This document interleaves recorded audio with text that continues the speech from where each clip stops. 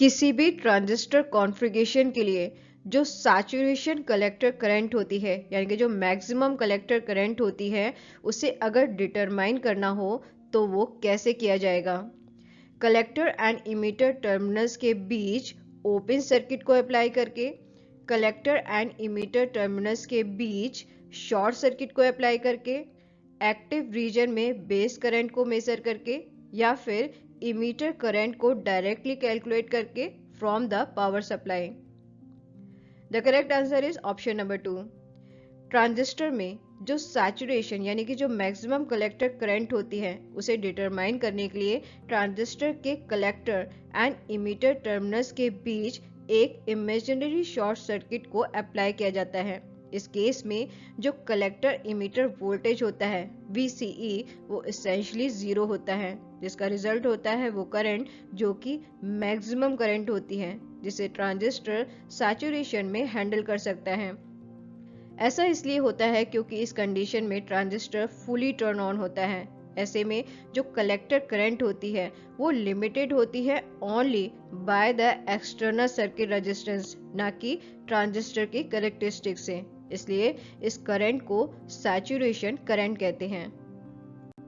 Fix बायस configuration के case में transistor की सैचुरेशन कलेक्टर करंट को मेजर करने के लिए जब कलेक्टर एंड इमीटर टर्मिनल के बीच में एक इमेजिनरी शॉर्ट सर्किट को अप्लाई किया जाता है, तो उस केस में सैचुरेशन कलेक्टर करंट की जो वैल्यू मिलती है वो होती है VCC/RC।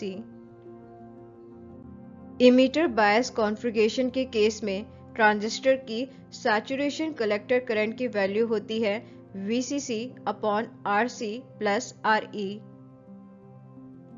Voltage divider bias configuration का जो आउटपुट कलेक्टर इमीटर सर्किट होता है वो इमीटर बायस कॉन्फ़िगरेशन के इमीटर बायस सर्किट के सेम अपीयर होता है।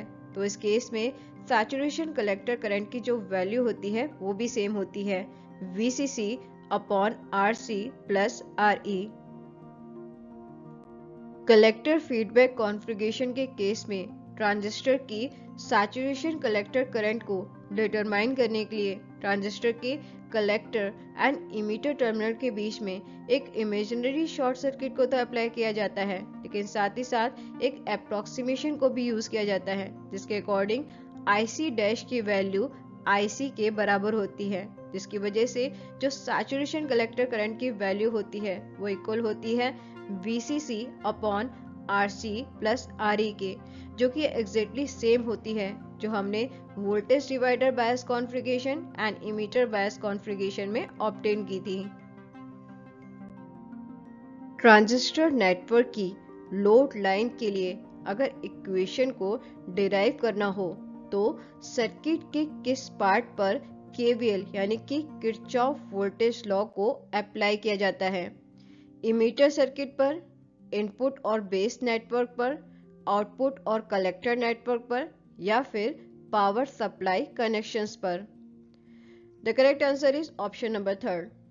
ट्रांजिस्टर सर्किट में जो लोड लाइन होती है वो ट्रांजिस्टर सर्किट के collector current and collector emitter voltage यानी कि VCE के बीच के रिलेशनशिप को रिप्रेजेंट करती है। इस लोड लाइन की इक्वेशन को डिराइव करने के लिए ट्रांजिस्टर सर्किट के आउटपुट और कलेक्टर इमीटर नेटवर्क पर KVL को अप्लाई किया जाता है, उस कलेक्टर पाथ में सप्लाई वोल्टेज एंड रजिस्टर को कंसीडर करते हुए।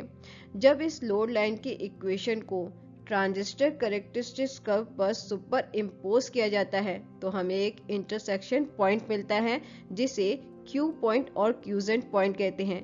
क्यूजेंट का मतलब टू बी स्टिल, तो ये जो Q पॉइंट होता है वो ट्रांजिस्टर की स्टेडी स्टेट ऑपरेटिंग कंडीशन को सिग्निफाई करता है। फिक्स बायस कॉन्फ़िगरेशन सर्किट के केस में लोड लाइन की इक्वेशन को डिराइव करने के लिए जब आउटपुट नेटवर्क और कलेक्टर इमीटर नेटवर्क पर KVL को अप्लाई किया जाता है तो लोड लाइन की इक्वेशन मिलती है जो इक्वल होती है VCE = VCC - IC/RC के।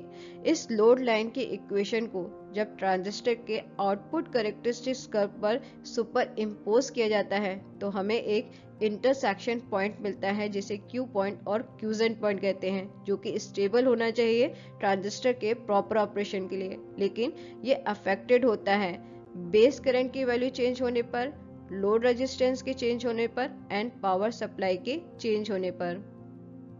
बेस करंट की वैल्यू इंक्रीज करने पर क्यू पॉइंट मूव करता है। अगर हम load resistance and power supply को चेंज करते हैं तो उसका इफेक्ट लोड लाइन पर एंड क्यू पॉइंट पर पड़ता है। जो load line and Q point होते हैं ये फंडामेंटल कॉन्सेप्ट्स होते हैं ट्रांजिस्टर सर्किट के ऑपरेशन को एनालाइज करने के लिए, स्पेशली एम्पलीफायर्स के केस में। लोड लाइन एक विजुअल रिप्रेजेंटेशन होता है जो रिप्रेजेंट करता है कि किस तरह सर्किट कॉन्स्टेंट करता है ट्रांजिस्टर के बिहेवियर को। वहीं क्यू पॉइंट एक स्पेसिफिक पॉइंट होता है जो ऑपरेटिंग स्टेट को रिफ्लेक्ट करता है अंडर गिवन इनपुट कंडीशंस।